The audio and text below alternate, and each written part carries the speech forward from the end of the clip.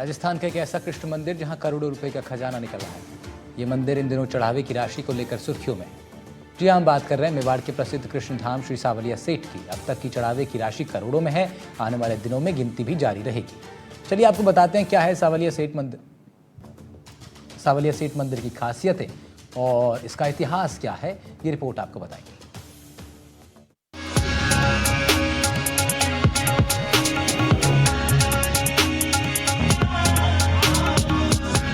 भगवान कृष्ण को समर्पित सांवलिया सेठ मंदिर 15वीं शताब्दी के आसपास बनाया गया था, जो इसे शहर में एक प्राचीन और सांस्कृतिक रूप में समृद्ध स्मारक बनाता है। इतिहास में डूबा चित्तौड़गढ़ कई महत्वपूर्ण घटनाओं की पृष्ठभूमि रहा है और ये मंदिर शहर से जुड़ी भक्ति और वीरता की कहानियों का गवाह है। हर साल यहाँ लाखों की संख्या में भक्त दर्शन करने पहुँचते हैं। मेवाड़ के प्रसिद्ध कृष्ण धाम श्री सांवलिया सेठ के मंदिर में श्रद्धा का सैलाब उमड़ रहा है। श्री सांवलिया सेठ के दर्शन करने हर दिन हजारों की संख्या में श्रद्धालु मंदिर पहुंचते हैं और इस मंदिर में श्रद्धालु चढ़ावा भी अच्छा खासा चढ़ाते हैं। कड़ी सुरक्षा के बीच चढ़ावे की इस राशि की गिनती की जाती है। देश के कोने कोने से लोग श्री सांवलिया सेठ के दर्शन करने आते हैं और श्रद्धालुओं की सुविधाओं का ध्यान रखते हुए मंदिर मंडल की ओर से भातसोड़ा चौराहा से लेकर मंडपिया तक सड़क चौड़ीकरण, फुटपाथ, मीराबाई का स्टैच्यू और कॉरिडोर समेत 150 करोड़ रुपए से ज्यादा का विकास कार्य करवाया जा रहा है। यहाँ सीसीटीवी कैमरों के अलावा मैनुअल कैमरे से भी गणना स्थल पर कड़ी निगरानी रखी जाती है। नोटों के ढेर से 500 रुपए के नोटों के बंडल बनाए जाते हैं और उनकी गिनती की जाती है।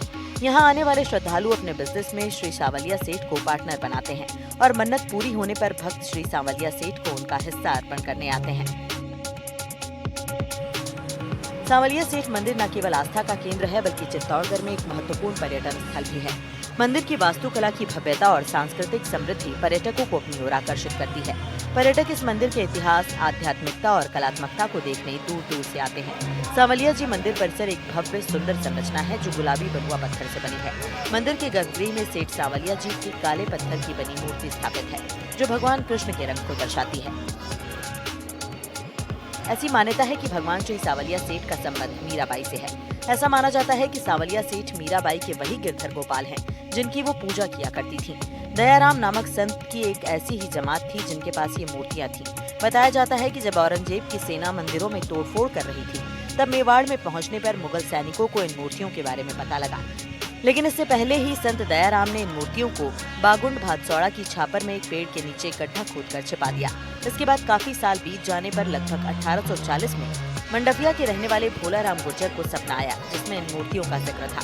तब उस जगह की खुदाई की गई तो सपना सही निकला और वहां से एक जैसी 3 मूर्तियां प्रकट हुई और इसके बाद भगवान की प्रतिमा स्थापित करके इनकी पूजा की जाने लगी। श्री सांवलिया जी मंदिर का भंडारा या दान पात्र महीने में एक बार खोला जाता है। ये चतुर्दशी के दिन खोला जाता है। इसके बाद अमावस्या का मेला शुरू होता है। होली पर ये 1.5 महीने में और दीपावली पर 2 महीने में खोला जाता है। आपको बता दें कि श्री सांवलिया सेठ मंदिर में कई एनआरआई भक्त भी दर्शन करने आते हैं। श्री सांवलिया सेठ के प्रति लोगों की गहरी आस्था है। मेवाड़ के सुप्रसिद्ध कृष्ण धाम श्री सांवलिया सेठ का मासिक भंडार खोला गया।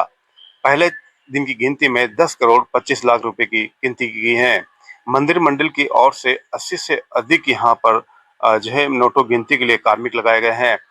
गणना स्थल पर सीसीटीवी कैमरे सहित मैनुअल कैमरे से भी नजर रखी जा रही है। सुरक्षा की दृष्टि से यहाँ कड़ी सुरक्षा की गई है।